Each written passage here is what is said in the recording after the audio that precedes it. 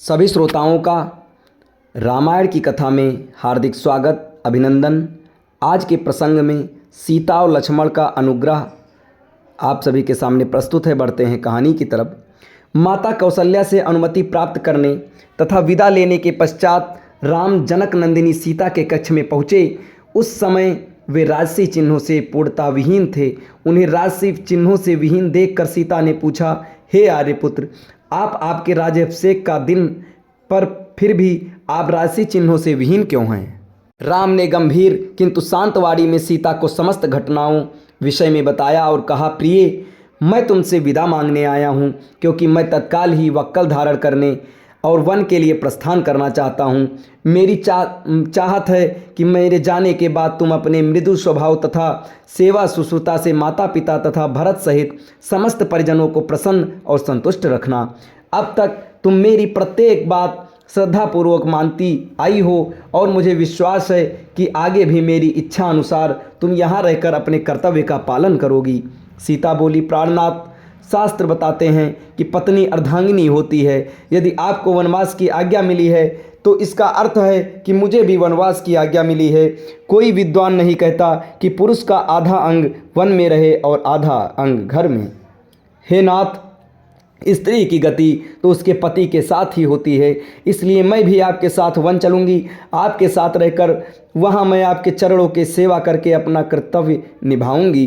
पति की सेवा करके पत्नी को जो अपूर्व सुख प्राप्त होता है, वह सुख लोक और परलोक के सभी सुखों से बड़ा होता है।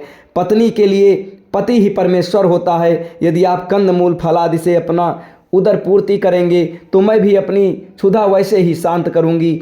आपसे अलग होकर स्वर्ग का सुख वैभव भी मैं स्वीकार नहीं कर सकती। यदि आप मेरी इस विनय और प्रार्थना की उपेक्षा करके मुझे अयोध्या में छोड़ जाएंगे तो आपके वन के लिए प्रस्थान करते ही मैं अपना प्राण त्याग दूंगी। यही मेरी प्रतिज्ञा है। राम को वन में होने वाले कष्टों को ध्यान था, इसलिए वे अपने साथ सीता को वन में नहीं लेना जाना चाहते थे। वे उन्हें समझाने का प्रयत्न करने लगे, किंतु जितना वे प्रयत्न करते थे सीता का हठ उतना ही बढ़ते जाता था। किसी भी प्रकार से समझाने बुझाने का प्रयास करने पर वे अनेक प्रकार के शास्त्र सम्मत तर्क करने लगती और उनके प्रयास को विफल करती जाती। जनक नंदिनी की इस दृढ़ता के समक्ष राम का प्रत्येक प्रयास असफल हो गया और अंत में उन्हें सीता को अपने साथ वन ले जाने की आज्ञा देने के लिए विवश होना पड़ा।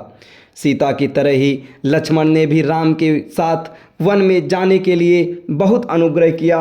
राम ने बहुत प्रकार से समझाया, किंतु लक्ष्मण उनके साथ जाने के विचार पर दृढ़ रहे।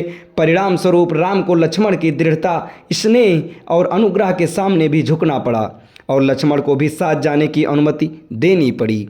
सीता और लक्ष्मण ने कौशल्या तथा सुमित्रा दोनों माताओं से आज्ञा लेने के बाद अनुनय विनय करके महाराज दशरथ से भी वन जाने की अनुमति देने के लिए मना लिया।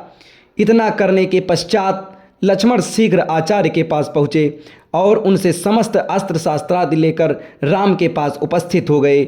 लक्ष्मण के आने पर राम ने कहा, हे सौमित्र, वन के लिए प्रस्थान करने के पूर्व मैं अपनी संपूर्ण संपत्ति ब्राह्मणों, दास दासियों तथा याचिकाओं में वितरित करना चाहता हूँ, इसलिए तुम गुरु वशिष्ठ के ज्येष्ठ पुत्र को बुला लाओ।